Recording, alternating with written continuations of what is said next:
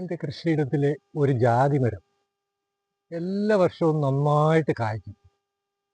പക്ഷെ എനിക്കൊരു വർഷവും ഫലം കിട്ടാറില്ല. അത് ഫലം എടുക്കാറാകുമ്പോഴത്തേക്കും ഇത് കായെല്ലാം കൊഴിഞ്ഞു വീഴും. ചൂട് കണ്ട സഹിക്കില്ല. ആയിരക്കണക്കിന് കായ ചൂട്ടിൽ വീണു പോകും. അതുകൊണ്ട് ഒരു വർഷം ഞാൻ തുരിശടിക്കാറില്ല. ഇപ്പോൾ നല്ല കാലാവസ്ഥ ആയതുകൊണ്ട് ഒരു വർഷം 100% ബോഡോ മിശ്രിതം തയ്യാറാക്കി വെച്ചിട്ടുണ്ട്. ഇത് ഹാൻഡ് പമ്പൊന്നും ഇല്ല ഈ ഒരു ജാതിക്ക് അടിക്കാൻ. അതുകൊണ്ട് വലിയ പമ്പ് കൊണ്ട് തന്നെ അടിക്കാമെന്ന് നോക്കുക. അതുകൊണ്ട് ഞാൻ തന്നെ അടിച്ച് നോക്കും. തുരിശടിച്ചാലേ ഇത് രക്ഷപ്പെടുത്താൻ പറ്റും. നിറച്ചും കായുണ്ട്. ആ മണ്ടയ്ക്കോട്ടൊക്കെ നിറച്ച് കായുണ്ട്. ഇപ്പോൾ പൂക്കുന്നുമുണ്ട്. എന്താണേലും ഉണ്ട്. മണ്ടയ്ക്കൊക്കെ നല്ല പൂവാണ്. എല്ലാവരും തന്നെ ഈ പ്രദേശത്തെ എല്ലാവരും ജാതി വിളവെടുത്തു. പക്ഷെ എനിക്ക് താമസിച്ചാവുള്ളൂ.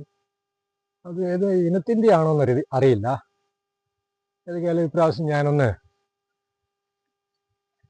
ബോഡോ മിശ്രിതം അടിച്ചു നോക്കട്ടെ. ഇത്രയും നല്ലൊരു ജാതിയിലെ കായെല്ലാം പോകുന്ന കണ്ടാൽ നല്ലൊരു കൃഷിക്കാരെന്നുള്ള രീതിയിൽ എനിക്ക് വളരെ വിഷമമുണ്ട്. അതുകൊണ്ട് നല്ല കൃഷിക്കാരൻ ഞാനല്ല കേട്ടോ. കൃഷിയെ ഞാൻ സ്നേഹിക്കുന്നു. എനിക്ക് കൃഷി അറിയാമെങ്കിൽ പോകത്തില്ലല്ലോ അല്ലേ. ഇതൊക്കെ നട്ടുപിടിപ്പിക്കാനേ അറിയത്തുള്ളൂ. ഇതിൻ്റെ പുറകെ നടന്നതിൻ്റെ സമയാസമയത്തുള്ള ജോലികൾ എല്ലായിടത്തും ചെയ്തെത്തുന്നില്ല. അതുണ്ടോ നിറച്ച് കായ.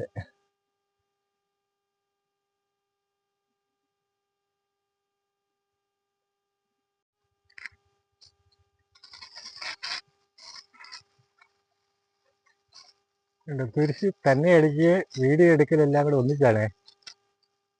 ഇത്രയൊക്കെ സാഹസികത ഞാൻ കാണിക്കും. ഇനി വീഡിയോ നിർത്തിയിട്ട് നോക്കട്ടെ, അടിച്ചു നോക്കട്ടെ.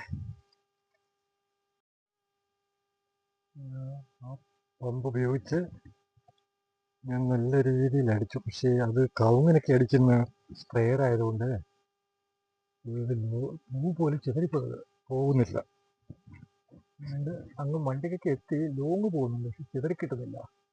ഈ വർഷമെങ്കിലും നോക്കാം ഈ കളയാതെ എടുക്കാവുന്നു. എനിക്ക് നന്നായിട്ട് കായുണ്ട്. നന്നായിട്ട് തിരിച്ചടിച്ചു കിട്ടിയിട്ടുണ്ട്.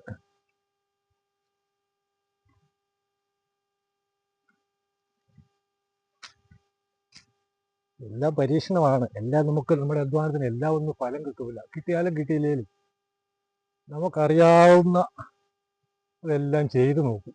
ഇതുണ്ട്, അതിലൊക്കെ തുരിശ് നന്നായിട്ട് വരുന്നുണ്ട്. പിടിച്ചു.